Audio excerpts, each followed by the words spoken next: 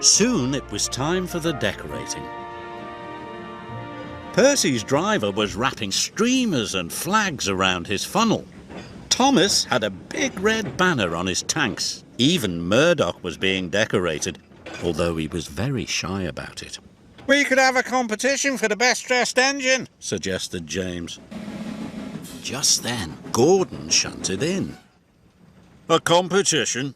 he puffed. "I'm bound to win any competition." "You'll have to be decorated," said James. "This is a best-dressed engine competition." "Not me," puffed Gordon. "You'd never catch me looking so ridiculous." The engines felt splendid.